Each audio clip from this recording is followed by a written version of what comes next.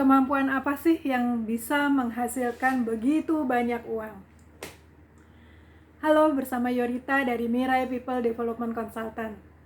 Bahasan kali ini akan membahas kemampuan apa, kemampuan dalam diri kita, kemampuan yang kita miliki. Nah, kemampuan apa yang pada akhirnya kemampuan tersebut bisa menghasilkan banyak uang. Dan kemampuan ini, kalau secara alami kita tidak memiliki, kita harus bisa mengupayakan. Nah, kemampuan apa? Kemampuan beradaptasi. Kemampuan beradaptasi terhadap perubahan. Kemampuan beradaptasi dengan apa yang terjadi di sekitar kita. Sekarang kan eranya udah berubahnya cepet banget ya, karena adanya pandemi kemarin. Sampai saat ini ya masih ada pandemi.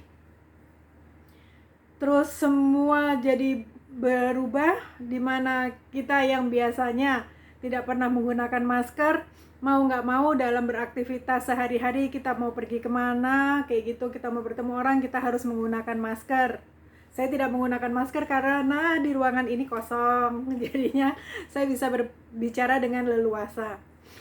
Nah, ketika kita berpergian keluar rumah, kita ketemu orang, ataupun kita di dalam rumah ada orang yang bertamu, kita cepet-cepet kan pakai masker kayak gitu. Dan kita juga meminta orang lain untuk mau memakai masker ketika dia berkunjung ke rumah kita.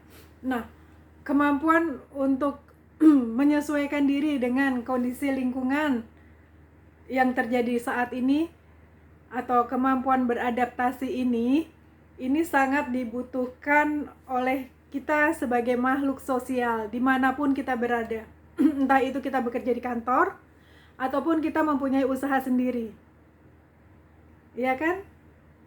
Kalau kita nggak bisa beradaptasi dengan perubahan zaman ketika kita punya usaha sendiri, di mana semuanya sudah menggunakan media sosial. Sekarang dagang aja kan melalui media sosial ya. Kita lihat IG, TikTok, itu kan digunakan untuk dagang ya. Gitu, mereka menggelar dagangannya kayak gitu melalui Instagram, melalui TikTok, melalui Facebook. Semua media komunikasi mereka gunakan untuk berjualan. Nah, kalau kita sebagai pengusaha, kita tidak mempunyai keberanian, atau kita tidak mau beradaptasi, kita cuma berpikir bahwa ya udahlah kayak gitu, toh rezeki sudah diatur oleh Tuhan. Memang benar bahwa rezeki sudah ada yang mengatur, tapi sebagai manusia kan kita juga harus berikhtiar, kita juga harus mengupayakan gitu kan. Sebagai manusia kita juga harus aktif kayak gitu. Nah, sebetulnya dari pajak itu kita bisa melihat bahwa orang yang mampu beradaptasi itu orang dengan elemen apa? Yes, orang dengan elemen wood atau orang dengan elemen kayu itu mempunyai kemampuan untuk beradaptasi dan melakukan inovasi. Itu orang dengan elemen kayu atau elemen wood ya.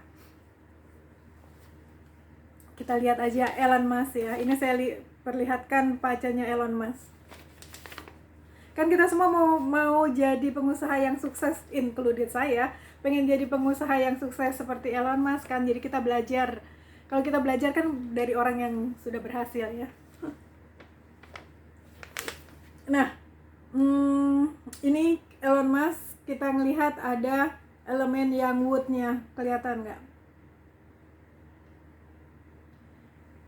Nah, elemen yang wood, dia ada yang wood dan ada yin wood nggak ya? Oh nggak, yang wood. Jadi orang dengan elemen wood ini mempunyai kemampuan untuk beradaptasi yang sangat tinggi. So teman-teman kalau ngelihat di natal chartnya bahwa dia mempunyai elemen yang wood kayak gitu, atau kita mau merekrut pegawai, lihat dia punya elemen yang wood atau enggak. Jadi orangnya lebih fleksibel kalau dia mempunyai elemen wood, entah itu yang wood ataupun itu yin wood. Nah, kalau kita berbicara tentang inovasi, nah itu yang ada dua. Jadi inovasinya Ada dua macam, yaitu inovasi yang bersifat sustaining innovation, atau yang berkelanjutan, yang bisa selalu menciptakan hal-hal baru untuk perkembangan manusia, itu dengan elemen yang wood. Nah, tadi sudah lihat kan pacanya Elon Musk, di mana dia mempunyai elemen yang wood seperti itu. Dia mempunyai kemampuan untuk membuat inovasi yang berkelanjutan. Kita lihat aja bisnisnya Elon Musk. Ini saya ngambil dari Google ya, bisnisnya Elon Musk itu yang pertama dia bisa membuat untuk transaksi online, XCOM. Terus dia membuat Tesla, mobil Tesla, supaya diciptakannya Tesla mobil listrik tersebut kan supaya lingkungan di bumi ini bebas dari polusi.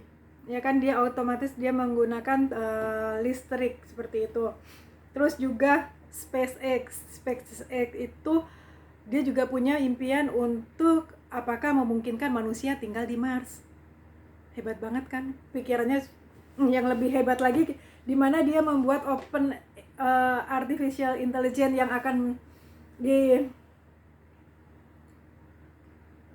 yang chip itu ya, yang untuk supaya manusia jangan sampai digantikan oleh robot. Itu open AI sama artificial intelligence sama Neuralink ya, Neuralink. Itu bisnisnya Elon Musk. Jadi bagaimana orang dengan elemen yang wood bisa membuat sebuah inovasi. Nah, kalau kita mempunyai elemen yang wood dan kita ingin melakukan inovasi, itu secara alami dia akan berpikir inovasi yang bisa menciptakan sustainable, yang selalu berkelanjutan. Jadi jangan membuat supaya manusia tidak punah karena digantikan oleh robot. Itu kan yang dicita-citakan Elon Musk. Dan ketika bumi sudah penuh, di mana nih manusia harus hidup lagi, dia memikirkan bagaimana supaya bisa manusia pindah ke Mars. Itu orang dengan elemen yang wood. Jadi pikirannya selalu berkelanjutan, menciptakan sesuatu yang selalu berkelanjutan. Bagaimana dengan orang dengan elemen yin wood? Nah, kalau orang dengan elemen yin wood itu bisnis yang atau inovasi yang dia buat adalah yang disruptif. Jadi yang bisa mengubah tatanan yang sudah ada. Ambil contoh Uber. Dulu awal transportasi online itu kan Uber ya. Uber itu kan tujuannya supaya kita memudahkan kita mencari taksi. Ketika kita butuh kemana-mana kayak gitu, kita kita tinggal memanggil pakai aplikasi dan kendaraan tersebut datang menjemput kita. Uber, Grab seperti itu. Malah terus akhirnya berkembang kan, ketika kita membeli makanan dimudahkan dengan adanya kita membeli makanan via aplikasi, tidak perlu keluar rumah. Dan ternyata ketika pandemi terjadi itu amat sangat bermanfaat. Kita kan nggak boleh keluar kan, awal pandemi kita terkurung di dalam rumah. Bagaimana kita bisa membeli makanan? Thanks God sudah ada Grab, sudah ada Gojek. Nah, itu bagaimana dia berusaha mengubah tatanan yang sudah ada. Itu orang dengan elemen yin wood. Nah, jika teman-teman elemennya yin wood dan ingin membuat usaha, itu yang secara alami dia akan memikirkan hal tersebut. Memikirkan bisnis apa yang bisa merubah tatanan. Itu. Nah, selain harus mempunyai inovasi, orang yang bergerak dalam bidang bisnis dia juga harus bisa beradaptasi. Nggak cuma bisnis ya, tapi ketika kita juga bekerja di suatu perusahaan, kita bekerja di tempat orang lain, kita kan juga harus mempunyai kemampuan adaptasi. Nah, kemampuan adaptasi seperti apa aja yang harus kita miliki. Yang pertama, kemampuan komunikasi. Dengan berkomunikasi dengan baik antara rekan kerja, antara penjual dan pembeli, itu kan akan memudahkan kita ketika ada hal yang ingin kita sampaikan, kita dapat berkomunikasi dengan baik. Terus kemampuan interpersonal, kemampuan perorangan. Nah, kalau kemampuan komunikasi tadi juga kemampuan bagaimana kita bisa mengkomunikasikan produk kita dengan baik di media sosial ataupun di iklan-iklan yang mungkin kita akan berikan kemana, seperti itu. Atau mungkin ketika kita membuat bingkisan kayak gitu ya, mungkin kita menuliskan kata-kata, atau di produk tersebut kita akan membuat sebuah kata-kata, kita menyampaikan pesan apa sih yang sebetulnya kita jual kayak gitu, dan apa keunggulannya ketika kita menggunakan produk kita. Nah, itu kemampuan komunikasi. Keunggulannya ketika teman-teman konseling di Mirai, kita akan memberikan insight yang lain, karena hidup itu kan ada sisi positif dan sisi negatif ya. Jadi nggak membaca pace itu hanya dari satu sisi saja.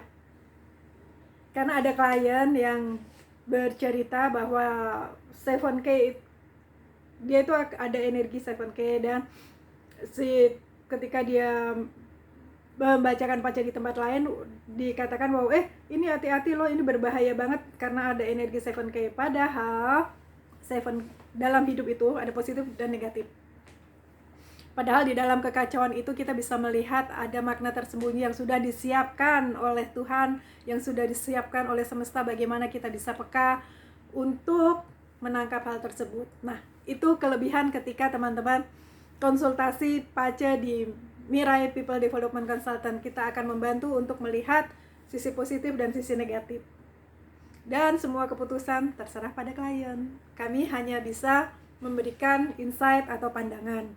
Oke, balik lagi tadi kepada kemampuan adaptasi. Nah, kemampuan komunikasi, menyampaikan mengenai produk kita dengan baik atau servis kita dengan baik. Terus kemampuan interpersonal, bagaimana kita menghadapi klien, bagaimana kita menghadapi bos, bagaimana kita menghadapi teman-teman kita di lingkungan tempat kita bekerja. Dan kemampuan problem solving, ini juga penting banget. Ketika seorang klien dia mengeluhkan mengenai pelayanan yang kita berikan, kita harus bisa memberikan solusi yang terbaik yang bisa menguntungkan untuk si pihak customer kita. Rugi sedikit nggak apa-apa, yang penting kan customer selalu datang berkelanjutan. Apalagi ketika kita awal-awal memulai bisnis ya, kayak gitu. Jangan takut untuk rugi. Jangan takut untuk rugi di awal. Terkadang kan nggak mau nggak mau promosi jor-joran kayak gitu. Nah, kalau kita nggak mau promosi jor-joran, bagaimana orang bisa mengenal kita kayak gitu. Itu yang juga harus diperhatikan. Terus kemampuan untuk kerjasama dengan tim. Ketika kita punya bisnis sendiri, kita mungkin punya tim penjualan sendiri, tim advertising sendiri kayak gitu kan. Nah, bagaimana kita bisa mengelola tim kita dengan baik, atau ketika kita bekerja di suatu tempat, bagaimana kita bisa bekerja sama dengan tim. Misalnya kalau di tempat bekerja yang jauh lebih besar kan ada yang biro hukumnya sendiri, biro komunikasinya sendiri, biro SDM-nya sendiri.